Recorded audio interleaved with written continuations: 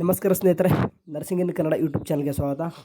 Okay, ನಿಮ್ಗೆ ಹಳೆ ಗೊತ್ತಿರುವ ಹಾಗೆ ನಾನು ರಿಸಲ್ಟ್ ಬಿಟ್ಟ ತಕ್ಷಣ ನಿಮಗೆ ಅಪ್ಡೇಟ್ ಮಾಡಿದ್ದೆ. ನಿನ್ನೆ MSc ರಿಸಲ್ಟು ಬೇಕಾದರೆ ಚೆಕ್ಔಟ್ ಮಾಡ್ತೀನಿ, ಬೇಕಾದರೆ ಇನ್ನೊಂದು ಟೈಮ್ ನಿಮಗೆ ರಿಸಲ್ಟ್ ಬಂದ ಒಂದು 5 ನಿಮಿಷಕ್ಕೆ ಏನಪ್ಪ ನಿಮ್ದು ಒಂದು ಅಪ್ಡೇಟ್ ಮಾಡಿದೆ. ಓಕೆ, MSc ರಿಸಲ್ಟ್ ಬಂದಿದೆ ಅಂತಂದು ಗ್ರೂಪಲ್ಲೆಲ್ಲ ಕೂಡ ಮೆಸೇಜ್ ಹಾಕಿದ್ದೆ.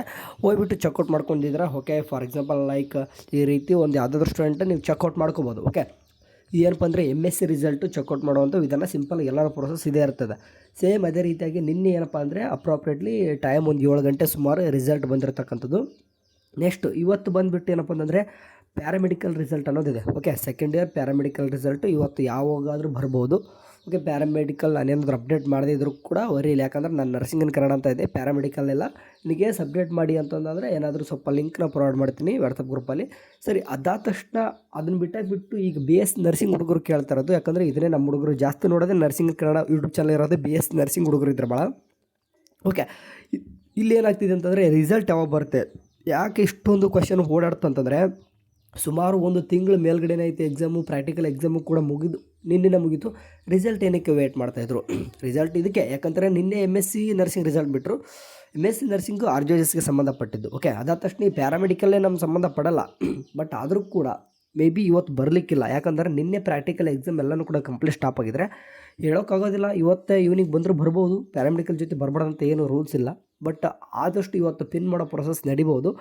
ಏನಕ್ಕೆ ಸುಮ್ಮನೆ ಕ್ರ್ಯಾಕ್ಸ್ ಅಂದರೆ ಒಂದು ರೀತಿ ಅಂದರೆ ಒಂಥರ ಈ ಸರ್ವರ್ ಬಿಸಿ ಬರೋಂಗೆ ಮಾಡೋದು ಏನಕ್ಕೆ ಬೇಕನ್ನೋಕ್ಕೆ ನಾಳೆ ಬಿಡೋ ಸಾಧ್ಯತೆ ಜಾಸ್ತಿ ಇದೆ. ಎಲ್ಲರದ್ದು ಬರುತ್ತಂತ ಕೇಳಿದ್ರೆ ಅದು ಕೂಡ ಎಕ್ಸಾಕ್ಟ್ ಆನ್ಸರ್ ಇಲ್ಲ. ನೋಡಿ, MSc ನರ್ಸಿಂಗ್ ನಿನ್ನೆ 7 ಗಂಟೆ ಬಿಟ್ಟರು, ಯಾರು ಕೂಡ ಎಕ್ಸ್ಪೆಕ್ಟೆಡೇ ಮಾಡಿದ್ದಿಲ್ಲ, ಇನ್ನೂ ಸ್ವಲ್ಪ ಲೇಟ್ ಆಗುತ್ತೆ ಅಂತಂತಿದ್ರು. ಬಟ್ ಇಂಥ ಟೈಮ್ಗೆ ಇಂಥ ಎಕ್ಸಾಕ್ಟ್ ಟೈಮ್ಗೆ ಬಿಡುತ್ತಂತ ಯಾರೂ ಕೂಡ ಹೇಳಲ್ಲ, ಸಡನ್ನಾಗಿ ಬಿಟ್ಬಿಡ್ತಾರೆ. ಓಕೆ, ಆದರೆ ಬಿಟ್ಟಿದ್ದು ಮಾತ್ರ ಗೊತ್ತಾಗುತ್ತೆ, ನಾನು ನಿಮಗೆ ಅಪ್ಡೇಟ್ ಮಾಡೇ ಮಾಡ್ತೀನಿ. ಓಕೆ, ಈ ರೀತಿ ನೀನು MSc ನರ್ಸಿಂಗ್ 7 ಗಂಟೆ ಬಿಟ್ಟರು 7:05ಕ್ಕೆ ನಾನು ಅಪ್ಡೇಟ್ ಮಾಡಿದ್ದೆ, ಗ್ರೂಪಲ್ಲಿ ಮಾಡಿದ್ದೆ ಆ್ಯಂಡ್ ವಿಡಿಯೋ ಮುಖಾಂತರ ಕೂಡ ತಿಳಿಸಿದ್ದೆ.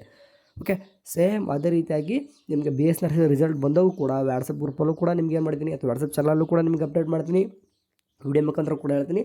ಅದು ಟೈಮಿಂಗು ಇಂಥ ಟೈಮಿಂಗ್ ಅಂತಂದು ಬಿಫೋರ್ 1 2 ಅವರ್ 3 ಅವರ್ ಮುಂಚೆ ಅಷ್ಟೇ ಗೊತ್ತಾಗುತ್ತೆ ಹೊರತು ಒಂದೊಂದು ದಿನ 2 ದಿನ ಗಂಟಲೆ ಯಾರೂ ಕೂಡ ಗೊತ್ತಾಗಲ್ಲ. ಬಟ್ ಅಂದಾಜು ಮಾಡೋ ಪ್ರಕಾರ ಇವತ್ತು ಬರೋ ಸಾಧ್ಯತೆ ತೀರಾ ಕಡಿಮೆ ಇದೆ.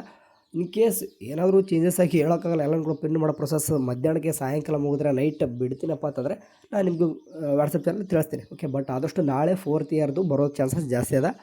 ಮೇ ಬಿ 4th ಇಯರ್ ಜೊತೆ ಒಬ್ಬರದು ಮೇ ಬಿ 4th ಸೆಮಿಸ್ಟರ್ ಬರ್ಬೋದು, ಅಥವಾ 2nd ಸೆಮಿಸ್ಟರ್ ಯಾರಾದರೂ ಒಬ್ಬರದ್ದು ಬರೋ ಸಾಧ್ಯತೆ ಅದ. ವಿತ್ ಸಪ್ಲಿಮೆಂಟ್ರಿನೂ ಕೂಡ ಬರ್ತವೆ ಅದ್ರ ಜೊತೆಗೆ. ಅದಾದ ತಕ್ಷಣ ರಿಮೈನಿಂಗ್ ಇನ್ನೊಂದು ದಿನ ಬರ್ತದೆ ಅನ್ಸುತ್ತೆ. ಎಲ್ಲ ಎಟ್ ಅ ಟೈಮ್ ಬಿಡ್ತೀನಪ್ಪ ಅಂತಂದರೆ ನೋಡೋಣ. ಅಂತಂದರೆ ಈಗ 2nd sem 4th sem 3rd year 4th ಇಯರ್ದು ಎಲ್ಲರೂ ಕೂಡ ವಿತ್ ಸಪ್ಲಿಮೆಂಟ್ರಿ ಎಲ್ಲನೂ ಕೂಡ ಒಮ್ಮೆಲೆ ಬಿಟ್ಟರೆ ಏನಾಗ್ತಂದರೆ ಸರ್ವರ್ ಫುಲ್ ಬಿಸಿ ಬರ್ತದೆ, ರಾತ್ರಿಯೆಲ್ಲ ನಿದ್ದೆಗೆಡ್ತಾರೆ ಹುಡುಗರೆಲ್ಲ. ಇಷ್ಟ ಅಂದರೆ ಸ್ವಲ್ಪ ವೆಬ್ಸೈಟೇ ಫುಲ್ ಬಿಸಿ ಬರೋಕ್ಕೆ ಹೋಗ್ತದೆ. ಆ ಥರ ಮಾಡೋ ಬದಲು ಸ್ವಲ್ಪ ಸಪ್ರೇಟಾಗಿ 2 ದಿನ ಬಿಟ್ಟರೆ ಬೆಟರ್. ನೋಡೋಣ, ಆ ರೀತಿಯೇ ಮಾತುಕತೆ ನಡೆದಿದೆ ಅಂತ. ಅದೇ ರೀತಿ ಬರೋ ಚಾನ್ಸಸ್ಸು ಕೂಡ ಜಾಸ್ತಿ ಅದ. ಹೇಳಿದ್ರ ತಕ್ಕನಂಗೆ ರಿಸಲ್ಟ್ ಬಂದ ತಕ್ಷಣ ಹುಡುಗರು ಮತ್ತೆ ಗೊಂದಲ ಸ್ಟಾರ್ಟ್ ಆಗುತ್ತೆ. ಗ್ರೇಸ್ ಮಾರ್ಕ್ಸ್ ಆಗಿರ್ಬೋದು, ನಿಮಗೆ ಸಪ್ಲಿಮೆಂಟ್ರಿ ಎಕ್ಸಾಮ್ ಈ ಥರ ಎಲ್ಲ ಕೂಡ ಸ್ಟಾರ್ಟ್ ಆಗುತ್ತೆ. ಅದ್ರ ಕೂಡ ಮಾತಾಡೋಣ ಅಂತ. ನೆಕ್ಸ್ಟು ಸದ್ಯಕ್ಕೆ ರಿಸಲ್ಟ್ ಓಕೆ ಸ್ಟೇಟ್ ನೋಡು, ಬಂದ ತಕ್ಷಣ ನಿಮಗೆ ತಿಳಿಸ್ತೀನಿ. Okay, thank you for watching. Have a nice day. Bye. ಇನ್ನೂ ಅದು ಕೊನೆಯದಾಗಿ ಇನ್ನೂ ಕೂಡ ರಿಸಲ್ಟ್ ಬಂದಿಲ್ಲ, ಅದೊಂದು ತಲೆಯಲ್ಲೇ ಇರಲಿ. ಬಾಯ್.